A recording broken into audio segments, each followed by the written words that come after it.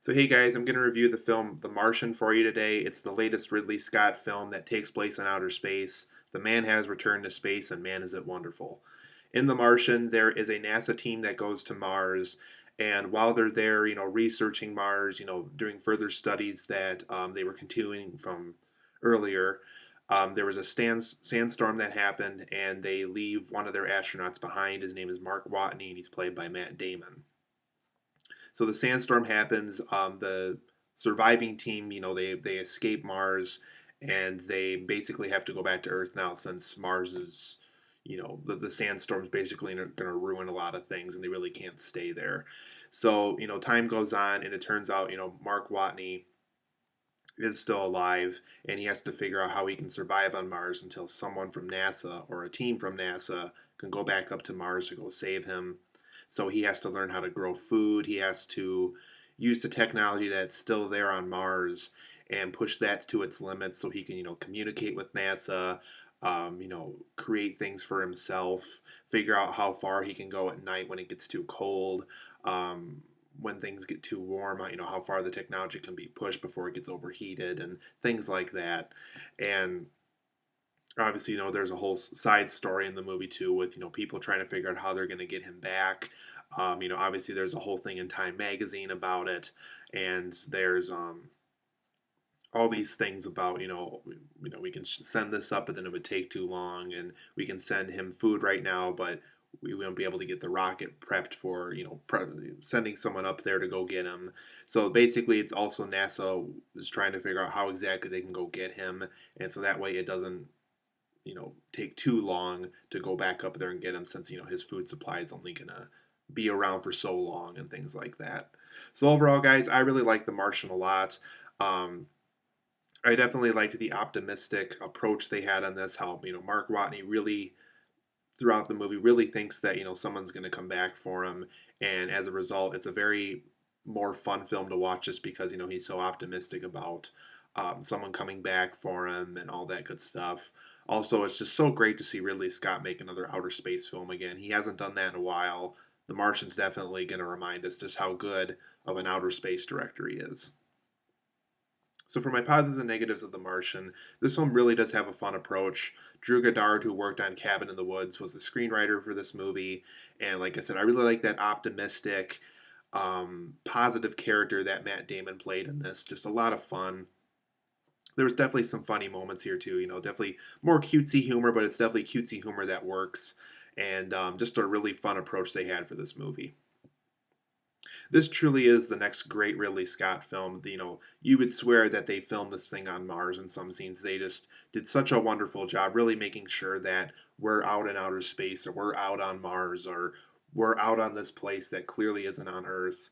And they really emphasize that this is on Mars. There's also some jaw-dropping, amazing scenery here.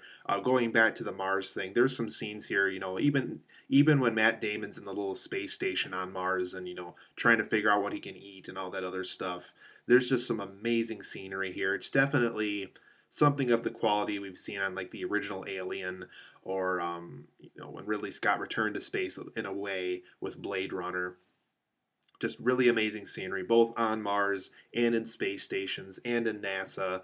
Just really amazing scenery here. So huge thumbs up to the set designers. Really made it look like we were in these places with these characters. And then going back to Matt Damon, really an excellent performance from him. I hope he wins, maybe wins the Oscar too. I really hope he at least gets nominated for it.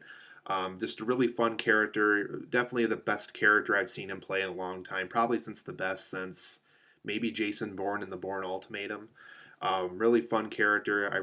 We really root for him to want him we want him to go back to Earth and see his people and to see his team again. Just a really good performance from him. Another character that I think not a lot of people are talking about that I really think made the movie as far as, scenes that aren't taking place on Mars is Chiwetel Ejiofor, who was in 12 Years a Slave. He plays this character that's, trying to figure out how they can get Matt Damon back. He has connections to technology that's, both on Earth and on Mars. So he's definitely a big part of the movie as far as communicating with Matt Damon goes. Just a really amazing character. I really like the motives of this character. I like how he's willing to go take an 8-hour flight to this random part of the U.S. that has a technology that we haven't used since the '90s, just to talk to Mark Watney on Mars, and you really root for the character. You could definitely tell out of every character that's back on Earth in the movie that the Chiwetel Ejiofor guy really wants Matt Damon back. He really feels bad that they left him there, and you do really root for him because if it's not for him, they probably wouldn't have got Matt Damon back. This film also has impressive cinematography. Just all the scenes on Mars, even the scenes where he's trying to like figure out how to grow food. Um, just everything that needs to be in that frame for information for the audience is all there for all these scenes. Just so huge thumbs up to the cinematographer. Just love the cinematography of this movie. Now for my negatives of The Martian, I thought some of the non-Matt Damon scenes really weren't that interesting, but I want to be careful because, like I said, I really like that Chiwetel Ejiofor character. I guess scenes like the Jeff Daniels character, the Kristen Wiig character, or the even the scenes like with Jessica Chastain or Kate Myra, scenes that really aren't about rescuing Mark Watney. They're about the other things that are going on in the story. Some of them were just kind of boring characters to me. I really didn't feel invested in them as well as I did with Matt Damon and Chiwetel Ejiofor. Those two characters really made the movie for me ultimately. The Jeff Daniels character, he just kind of gave orders on occasion. The Jessica Chastain character just felt bad to what happened to Matt Damon. And, they just kind of have one dimensional motives.